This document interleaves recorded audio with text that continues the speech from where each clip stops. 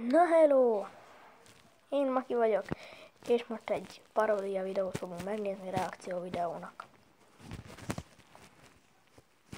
Ezt a videót nekem... Mivel foglalkozik? Ezt a videót nekem haverom ajánlotta. Köszönöm is neki. Azt mondta, hogy nagyon vicces. Maradj talpon paródia. #9. Nézzük.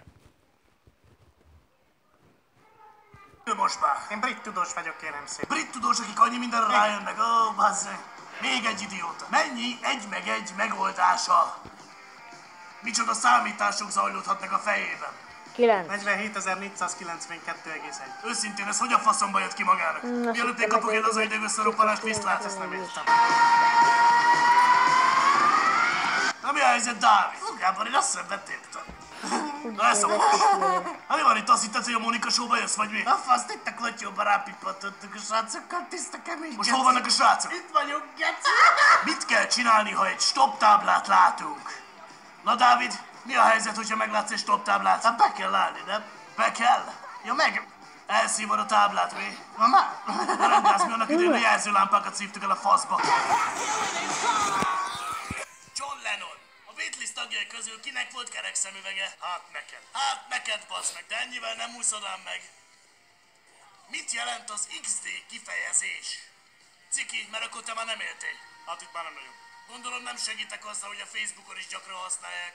MS-en nem használtok ti fönt semmit. Az XD azt jelenti, hogy kiröhögtek a faszba. Hát John, sajnálom, de köszi, hogy leugrottál, azért jó volt látni.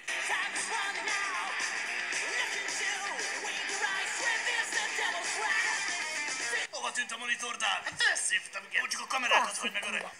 Keresd a nyereményem. Ne szopass, hogy azt is. De geci.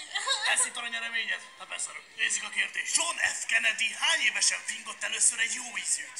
Na vajon a megboldogult elnök úr mikor fingott először, hogy mi a faszom ez a szasz? Füst! Füst! Mi van? Tűz van? Nem tudom. Szerintem szívják a stúdiót a srácok. Ma ne basszatok. Betekertük a stúdiót, geci. Hát én mindjárt elfingom a himnuszt. Gyerek, hagyjál nekem is basszol. Faszomat, te múltkor a vegyesboltot szívtam el, geci. Legyél már ilyen Józsi.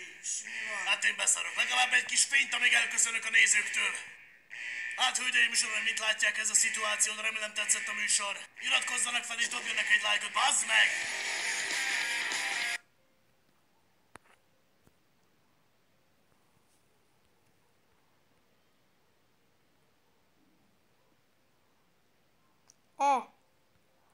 Mehetne jobbra.